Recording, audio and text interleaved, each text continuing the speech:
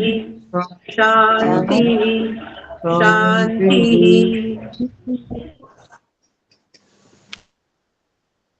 ओम। वाल्मीकि रामायण की आज के दिन कक्षा होती है और इसमें हम स्वाध्याय करते हैं इस पुस्तक का। और इस पुस्तक में हम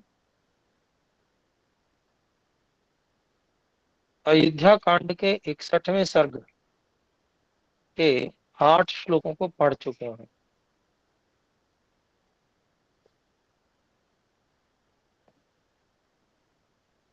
और आज 9वें श्लोक से पढ़ेंगे। यहाँ जो प्रकरण चल रहा था,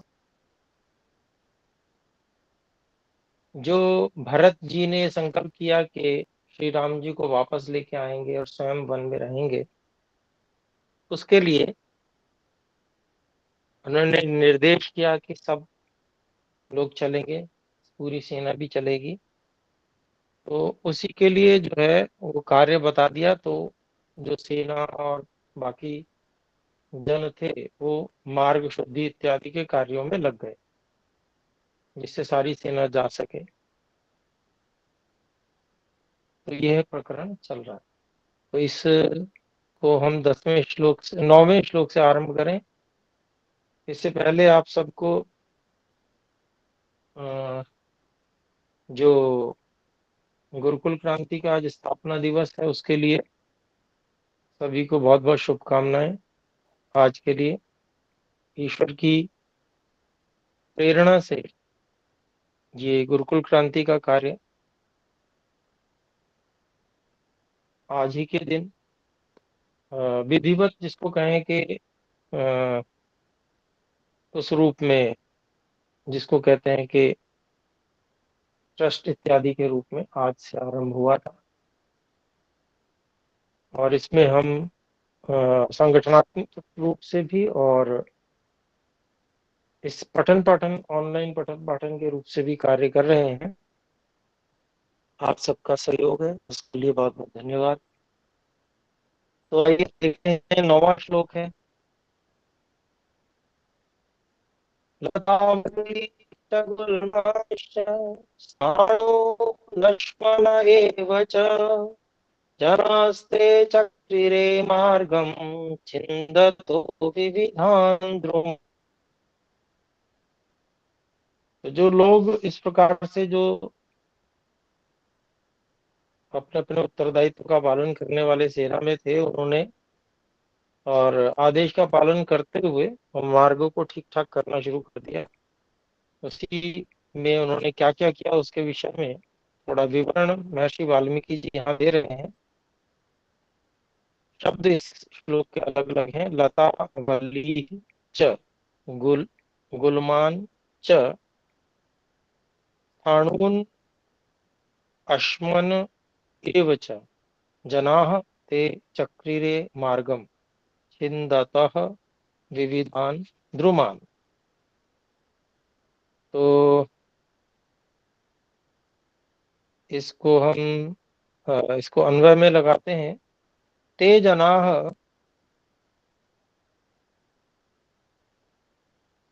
विविधान लता वल्लीः च गुलमान च स्थाणून अश्मन द्रुमान एव च छिन्दतः मार्गम चक्रिरे। तो उन लोगों ने जो कार्य में लग गए थे, उन लोगों ने बहुत सारी जो लताएं वगैरह थी, वल्लियां थी, लताएं वो भी अलग प्रकार की कुछ लताएं होती हैं। गुल्म भी उसी प्रकार के कुछ जो लता और पौधे इत्यादि होते हैं औषधियों के, उनको सबको, और जो ठूंठ थे स्थाणु, ऐसे ही पत्थर जो उभरे हुए थे, ऐसे अलग अलग जो इस प्रकार के जो बहुत ही अधिक बाधक बन रहे थे, ऐसे वृक्ष थे, उनको उनको ही काटते हुए, अर्थात उनको साफ करते हुए, सफाई करते हुए, तोड़ते काटते जो भी है, और मार्गों को बना रहे थे वो, उन्होंने मार्गों को बनाया। तो इस प्रकार से वे आगे बढ़ रहे थे। तो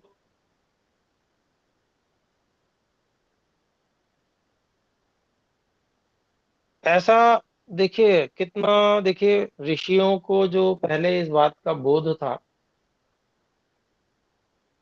और केवल ऋषियों को ही नहीं, जनता को भी और कार्यकर्ताओं को भी बोध था कि जो कुछ हम मान लीजिए को काट छांट कर रहे हैं तो उससे हानि ना हो प्रकृति को। तो अगले ही श्लोक में बात कह दी कि वृक्ष लगा भी रहे थे, एक जगह से हटा के दूसरी जगह लगा रहे थे। तो अगला श्लोक 10वां है। अवृक्षेषु च देशेषु केचित् वृक्षानरोपयन् केचित् कुठारैष्टङ्कैश्च दात्रैश्छिन्दन् क्वचित् क्वचित्। तो अलग अलग शब्द, अवृक्षेषु च देशेषु केचित् वृक्षान् आरोपयन् केचित् कुठारैः टङ्कैः च दात्रैः छिन्दन् क्वचित् क्वचित्। और इसका अन्वय इस प्रकार करेंगे, केचित् च अवृक्षेषु देशेषु वृक्षान् आरोपयन् केचित् क्वचित् क्वचित् कुठारैः टङ्कैः च दात्रैः छिन्दन्।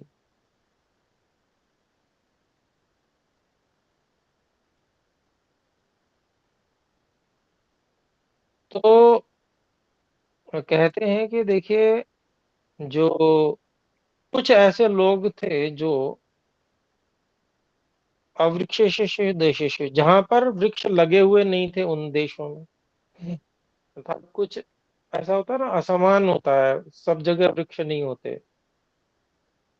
तो ऐसा मार्ग सा बना दिया कि जहां मार्ग में किनारे पर वृक्ष थे वो तो बहुत अच्छा, जहां नहीं थे तो जहां बीच में थे उनको हटा के और किनारे लगा दिया, तो वो सुंदर मार्ग बन गया।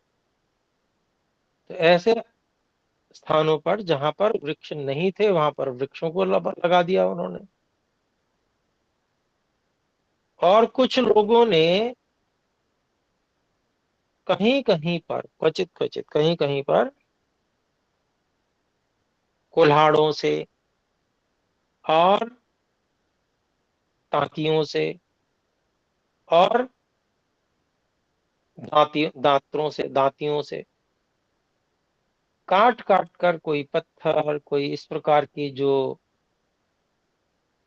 ठूंठ आदि थे, है ना, उन सब को ठीक किया, जिससे कि मार्ग ठीक हो जाए, व्यवस्थित कर दिया अपने हिसाब से। फिर 11वां श्लोक देखते हैं।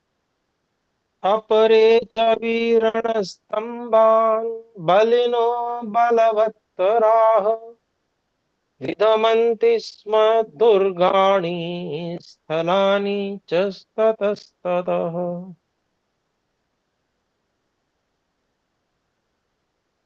तो कुछ लोगों ने ऐसा किया, कुछ लोगों ने वैसा किया, 10वें श्लोक में, 9वें में, फिर 10वें में। और फिर कुछ और भी थे, वो 11वें में क्या कर रहे थे उनको बता रहे हैं।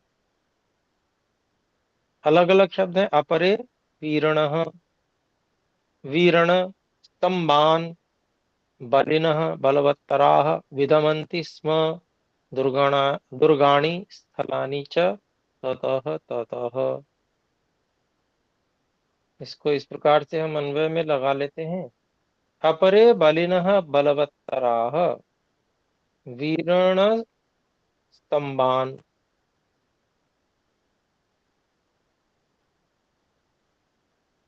दुर्गाणि स्थलानि च ततः ततः विधमन्ति स्म। कुछ लोग जो बहुत बलवान थे,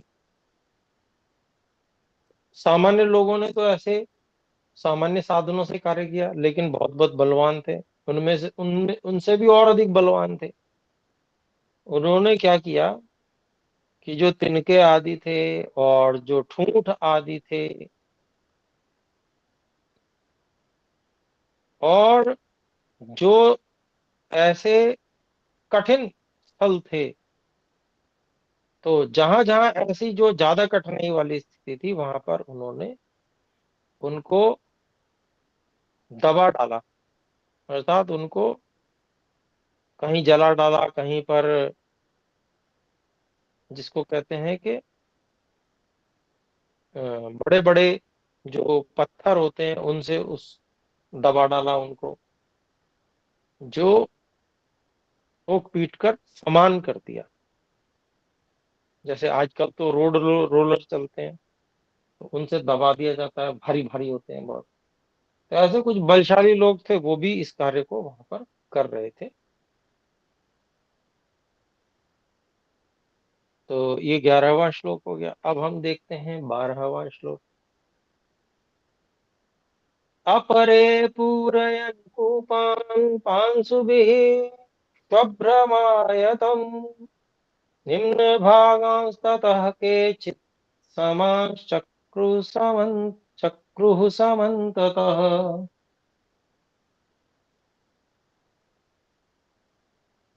यहाँ पर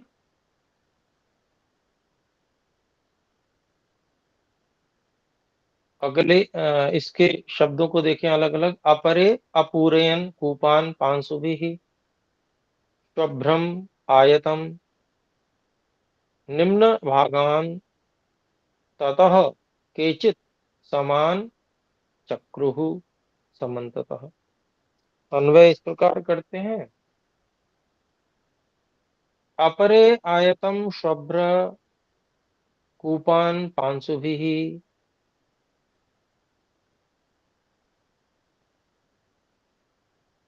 अपूरयन् केचित् ततः केचित् ततः निम्न भागान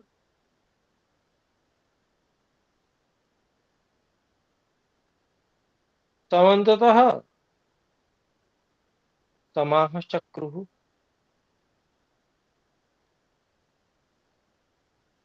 तो अभिप्राय बना इसका कि कुछ ऐसे लोग थे जो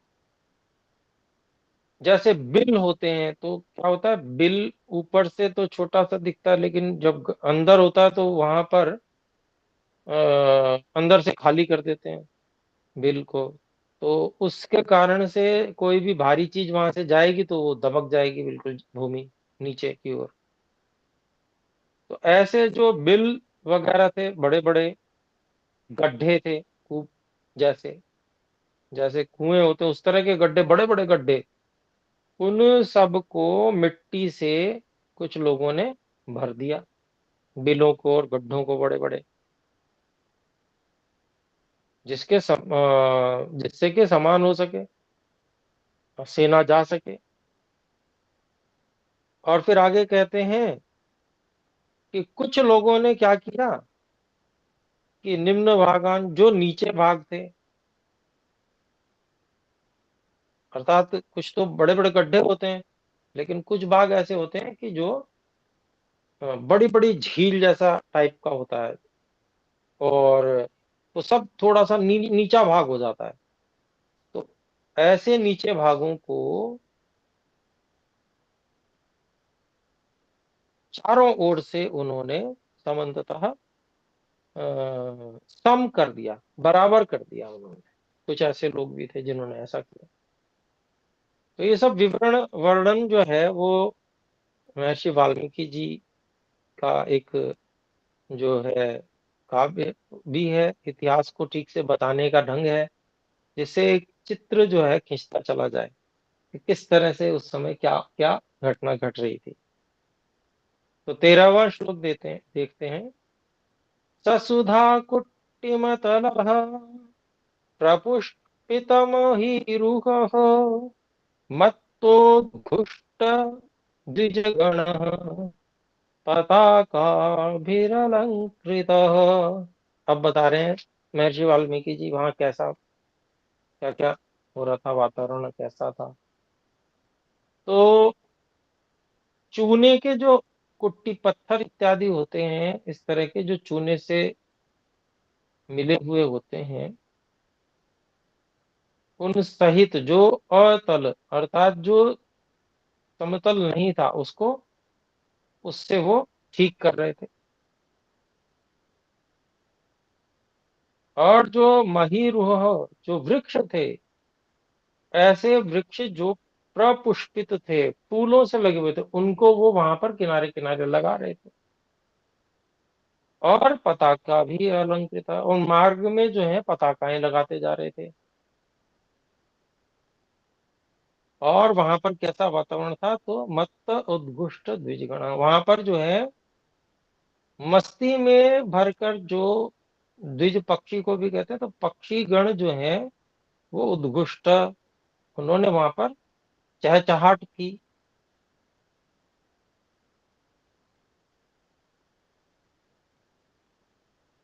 आवाज कर रहे थे वो। तो ऐसा वहां पर उन्होंने वर्णन किया है वाल्मीकि जी ने। आइए 14वां श्लोक देखें। चंदनोदक संसिक्तो नाना कुसुम भूषितः बह्वशोभत सेनाया पन्थाः सुरपथोपमः। तो अलग अलग करते हैं शब्दों को। चंदन उदक संसिक्तः नाना कुसुम भूषितः बहु अशोभत सेनायाः पंथाः सुरपथ उपमः। तो इसका अन्वय करते हैं। चंदन उदक संसिक्तः नाना कुसुम भूषितः सेनायाः पंथाः सुरपथ उपमः बहु अशोभत। तो ऐसा विवरण दे रहे हैं, वर्णन कर रहे हैं महर्षि वाल्मीकि जी कि इस बात से सब लोग बहुत खुश थे कि उनको श्री राम जी को वापस लाने के लिए जाया जा रहा है। तो इस कारण से क्या स्थिति बन रही थी वहां पर, तो चंदन उदक संसिक्त हो, चंदन के जल से वहां पर मार्ग की सिंचाई हो रही थी, अर्थात सुगंधित वातावरण, क्योंकि चंदन के जल से सिंचाई होगी तो वहां सुगंध तो फैलेगी। और नाना कुसुम भूषित, अलग अलग बहुत प्रकार के फूलों से वहां पर उसको सजाया जा रहा था मार्ग को।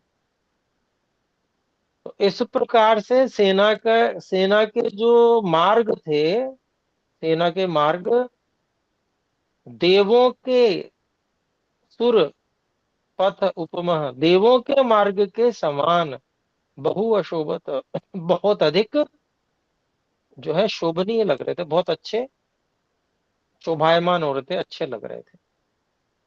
तो ये विवरण उसका कि भाई तैयारी कैसे कैसे, क्योंकि जब बात आई श्री राम जी को वापस लाने की तो सभी लोग उत्साह से कार्य में लग गए। तो अब हम 62वें सर्ग में चलते हैं। और 62वें सर्ग में भरत जी जो है वो, वैसे तो पहले भी वो अपना अभिषेक कराने के लिए मना कर चुके हैं, लेकिन यहाँ भी इसमें भी वो निषेध करते हैं। तो आइए देखते हैं, पहला श्लोक है 62वें सर्ग का।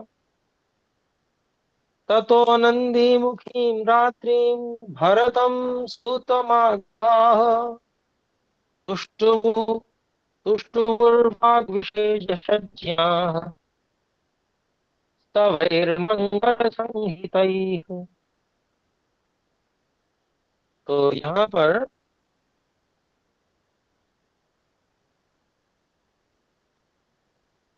अलग अलग शब्द करते हैं इसके। ततः नंदी मुखीं रात्रिं भरतं सुतमागधाः तुष्टवुः वाग्विशेषज्ञाः स्तवैः स्तवैः मंगल संहितैः। और इसका इस प्रकार से हम अन्वय करते हैं। ततः नंदीमुखीं रात्रिं वाग्विशेषज्ञाः सूतमागताः भरतं स्तवैर्मंगल संहितैः तुष्टवुः। अब जब श्री राम जी को वापस लाने की बात हुई तो सब जगह प्रसन्नता उत्साह का विषय था। तो फिर क्या हुआ वहां पर, वो आनंद पूर्ण रात्रि, नंदीमुखी रात्रि मतलब आनंद पूर्ण रात्रि।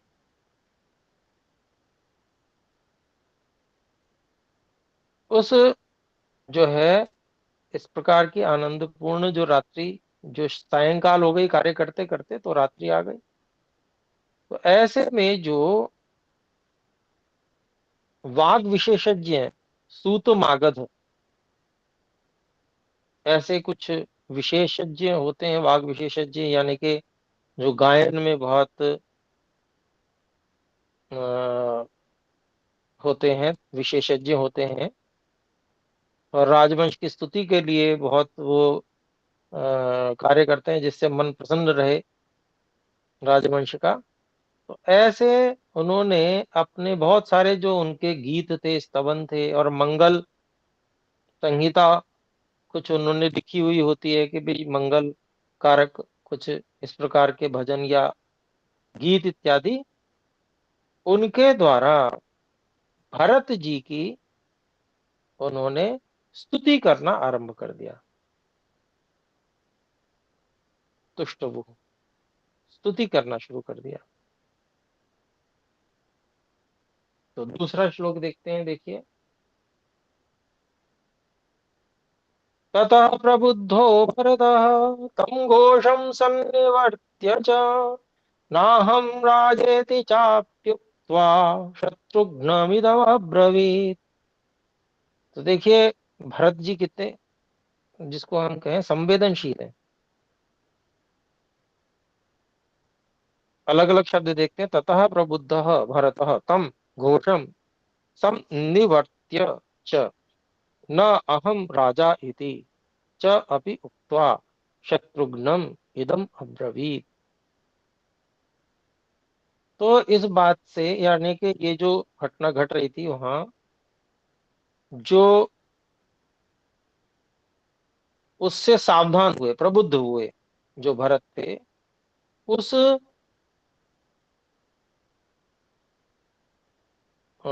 भरत जी ने अहम राजा न इति, मैं कोई राजा नहीं हूं, ऐसा कह के, इति च अपि उक्त्वा, ऐसा कहकर, घोषम सन्निवर्त्य च, और उस जो वो जो घोष हो रहा था, वाद्य यंत्र बज रहे थे, गीत चल रहे थे, उनको रुकवा कर, उनको रुकवा दिया। और शत्रुघ्नम इदम अब्रवीत, शत्रुघ्न जी को ये कहा अगले श्लोक में, तीसरे श्लोक में। तो आज इतना ही रखते हैं। और शत्रुघ्न जी से भरत जी ने क्या कहा, तो अगले श्लोक को हम फिर अगली कक्षा में पढ़ेंगे। तो पुनः गुरुकुल क्रांति के स्थापना दिवस की शुभकामनाओं सहित अभी हम एक बार परमात्मा से प्रार्थना करते हैं कि हम जिस उद्देश्य से इस संगठन को बनाकर चल रहे हैं वो उद्देश्य पूरा हो, उसके लिए हम सभी लोग तन मन धन से कार्य में लगें। आइए परमात्मा से प्रार्थना, एक बार ओम का उच्चारण। ओम